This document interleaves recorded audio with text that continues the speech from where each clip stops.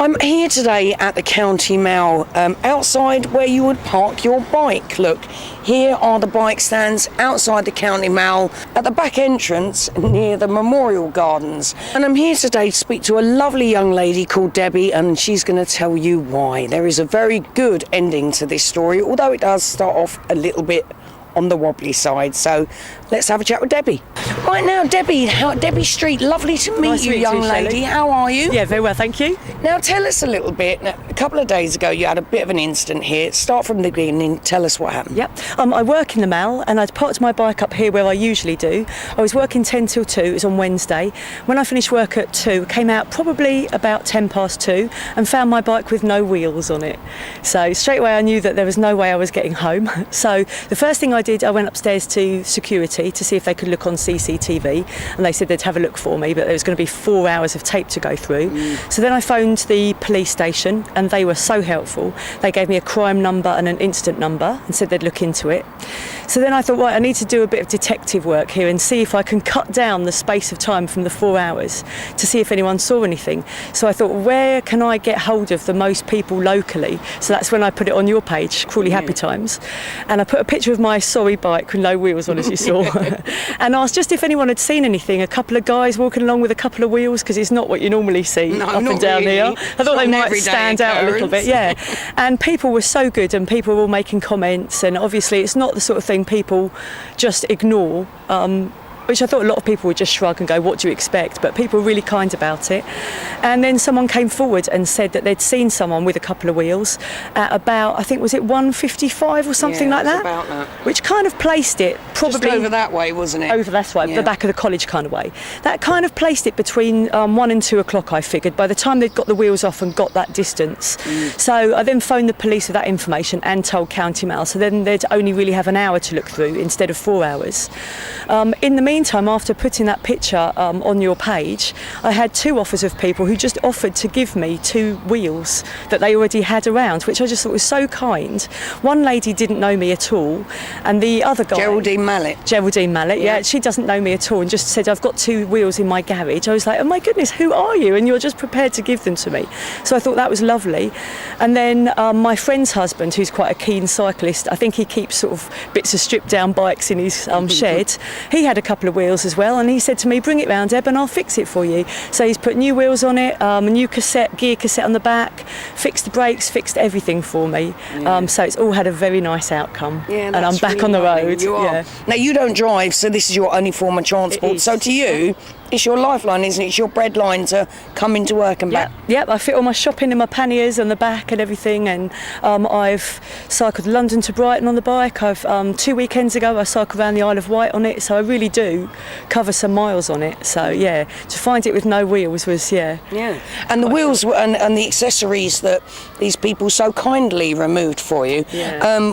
Almost made the bike worthless, didn't it? It did, because my bike is so old. The cost of replacing all the bits, from the wheels to the inner tubes to the tyres to the gear cassette, it priced up at something like between £150 £175. The bike's over 10 years old, and I probably paid about £250 for it 10 years ago. So then it was like, well, is it worth paying out all that money for the wheels? So I really did think I was in a position where I was either just not going to have a bike, or I was going to be paying quite a lot of money to just buy a new one. So when all these people came out of the woodwork offering stuff to me, it was just fantastic. It just goes to show that there's a lot of heart and soul in Crawley, isn't there? Absolutely. You just need to encourage it out a bit, or for them to have a platform to say. I think that's it. I think it's a platform, because people will assume that with something just like a pair of wheels being taken off a bike, that nobody will care and nobody will listen. But they did. People locally voiced their opinion about how bad it was. People offered to help, and then Crawley Police as well were fantastic. They really took it seriously. They really gave me the feeling that they were going to look into it and do something about it. Not like, well, it's a bike with a couple of quick release wheels, what do you expect? They really did listen, so it was really good. Now, we would like to draw people's awareness here. You know, this is just outside the Memorial Garden. We've been standing here for 10 minutes. There's been plenty of people walking past. Absolutely, yeah. Would we like to draw more awareness to people to say, look, this happens really too often. Just keeping an eye out and checking on people's bikes as you walk past. If you see anybody suspicious, or looking quite shifty, because they must have looked quite shifty walking down the street with a pair of wheels in the hand. It's important, isn't it, the awareness? I think it's also really easy to report something like that. Like I said, I probably haven't phoned it before, but with the new 101 number through the police station, you can phone and speak to someone really quickly and easily, and it's really easy to just say, I saw someone acting suspiciously wherever, just let them know, and at least then it's a record of it and people can tie down a time of when they saw that happening. So it doesn't, we're not suggesting anyone phones 999, but the 101 number is so quick and easy to get through to, and it's like the whole neighbourhood watch thing, isn't it? Just everyone looking out for each other a bit, absolutely, and protecting your property. And absolutely, it's your property, yeah, you paid for that, and not just that, it's got loads of sentimental value to you, hasn't it? Absolutely. I mean, in the 10 years I've had it, it was the same old wheels have been on it all this time. Like I say, I've parked it here a million times before and it's never had any problems, but I'm going to be a bit more cautious next time. Well, we're very glad that Debbie got her wheels replaced. Well done to Steve Mills for doing that. We're going to have a quick chat with Steve as well, so well done to anybody that keeps their eye out. It really is just looking out for each other, and it could save something with great sentimental value. Thank you very much. Thank you. Thanks, Shelley. Thank you.